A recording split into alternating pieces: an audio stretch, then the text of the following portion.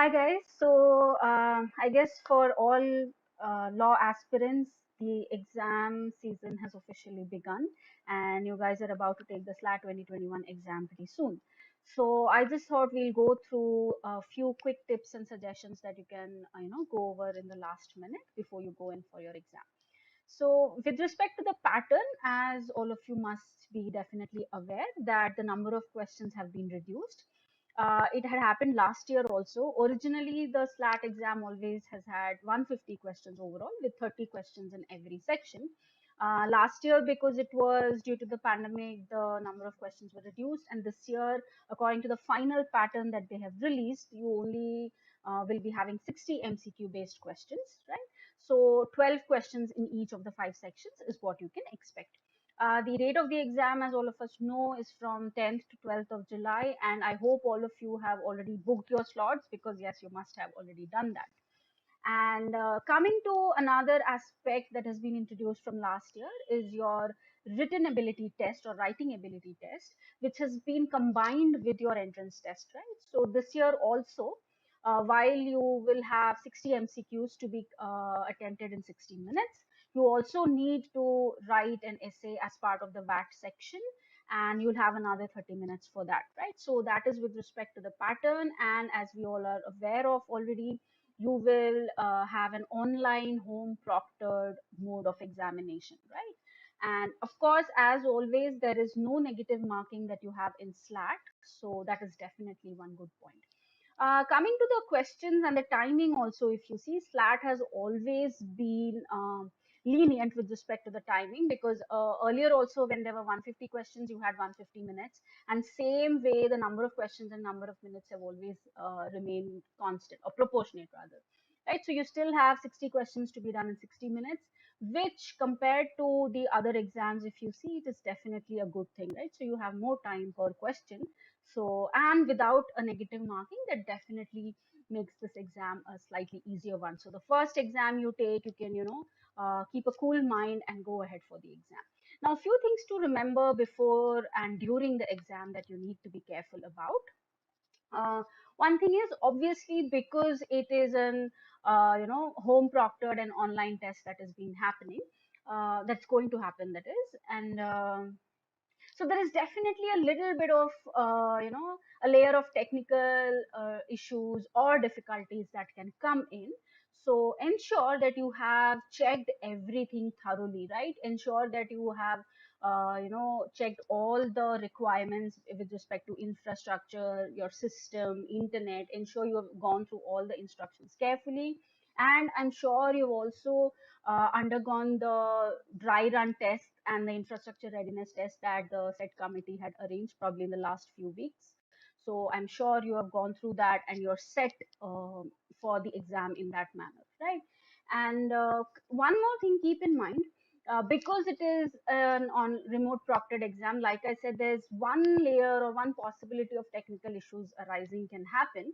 So in case something like that happens, ensure you don't panic during the exam. Before the exam, go through all the instructions, all the FAQs carefully, and make a note of whom you're supposed to contact in case you experience any technical glitches, right? So at the time of the exam, don't panic. Instead, have everything ready, know who you need to reach out to, and then go ahead and do that, right? Now, coming to the exam itself, based on whatever analysis from last year's exam and whatever trend the SLAT exam has been following over the last few years, there hasn't been too many surprises in any of the sections that you can see, right? Logical reasoning section, if you see, you have one section called logical and one section called analytical in your SLAT exam.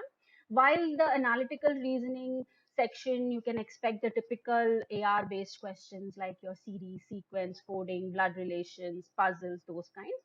You can also expect a few maths based questions. This has been happening for the past few years now with SLAT.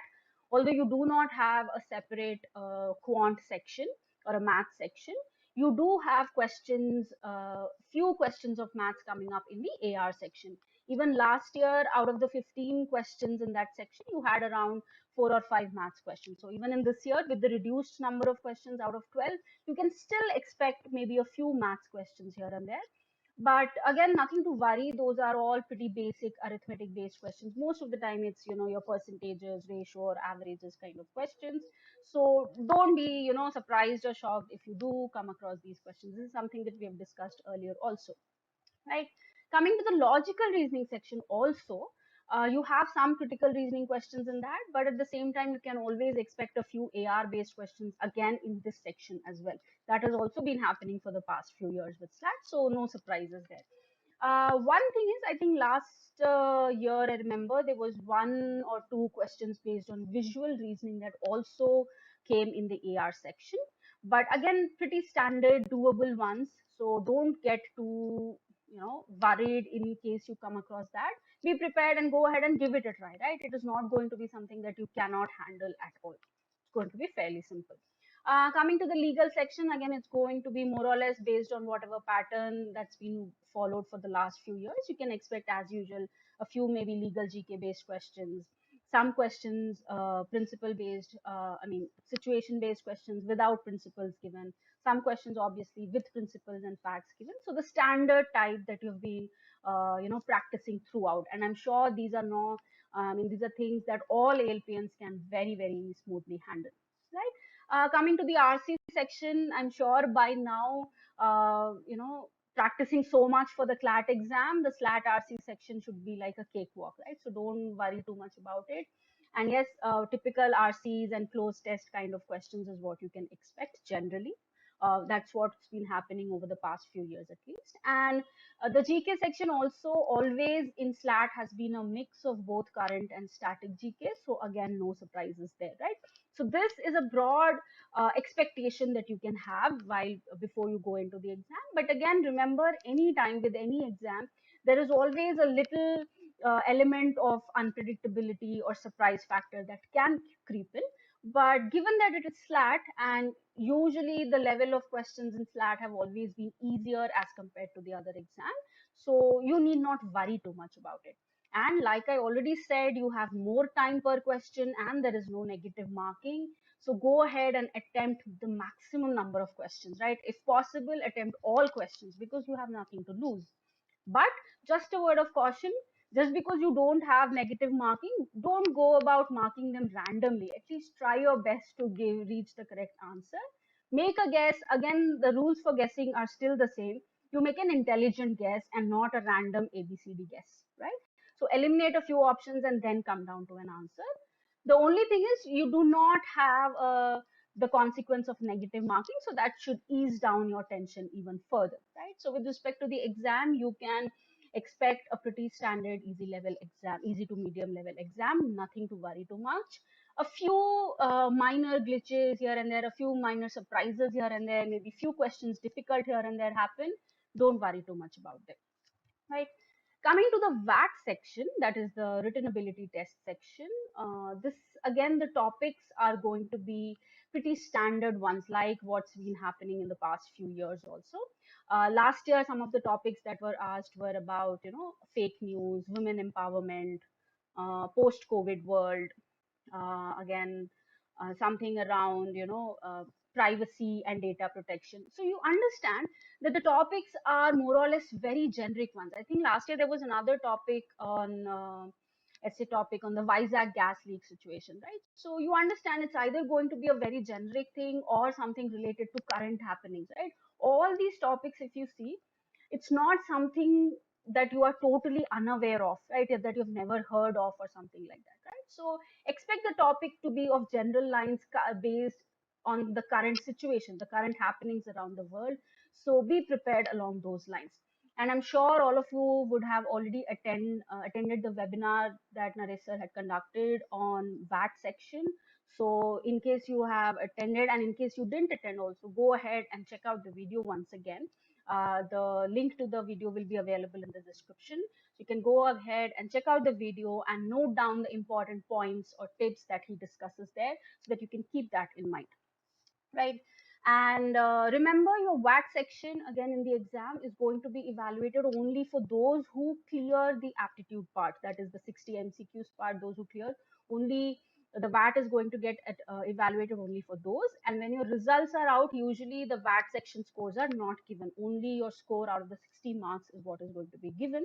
VAT section is going to be evaluated later only for the shortlisted candidates. So understand both your MCQ part of the exam is also very important, because that is the first level of selection that is happening. And again, as the next level, your VAT is also equally important, right? So ensure you do both parts equally well and do not ignore any one over the other, right? And a few things to remember also. Again, I'm sure all of you are already aware of this.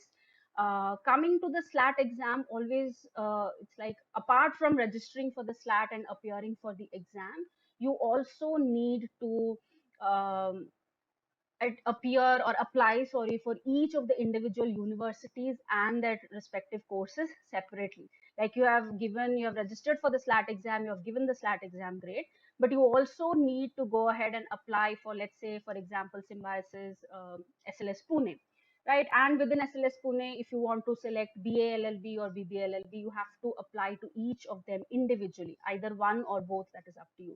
So for each institute and each course, you have to separately apply to them individually, right? So keep that thing in mind and ensure you go ahead and check all the dates that are given so that you are in track, right? So whatever last dates are there for the payments for individual colleges to be made, ensure you do that, because those dates are usually before the results are announced, right? So ensure you are going to go ahead and check out the dates and apply accordingly to whichever institute or whichever course you're planning to. But remember, applying only for the SLAT exam is not enough. You need to definitely go ahead and apply for the universities and courses separately, right? And one more thing to remember, like I said, before going into the exam, probably do a thorough check of all the instructions that are given on the website. The minute you open the website, you have instructions, some do's and don'ts about the online test, some FAQs about remote proctoring. Ensure you go through all of that, and so that in case of any technical glitch appearing at the time of the exam, you know how to deal with that, right? So that is it probably from my side. So let the first exam finally begin off. I hope all of you do well. Wishing you all the very best for the exam. And remember, SLAT is the simpler exam. So without any negative marking, like I said, so do your best. Don't get worried or don't panic in any case, even if it is a technical glitch or if it is a difficult question or a few questions difficult here and there that come up. And remember, because it is online proctored and remote proctored, there's going to be a lot of monitoring that's going to happen. So ensure you do not open other browsers while doing the exam and all of that, right? So ensure you go through the do's and don'ts part of the instructions very, very carefully, right? So because again, it's an AI monitored thing, let's not give any reason for your exam to be cancelled or automatically getting submitted. Ensure that you do not give any scope for any of those things happening, right? So I guess that's it from my side. You can reach out to our team for any further queries anytime. So all the best. Have a great exam, guys. Thanks. Bye.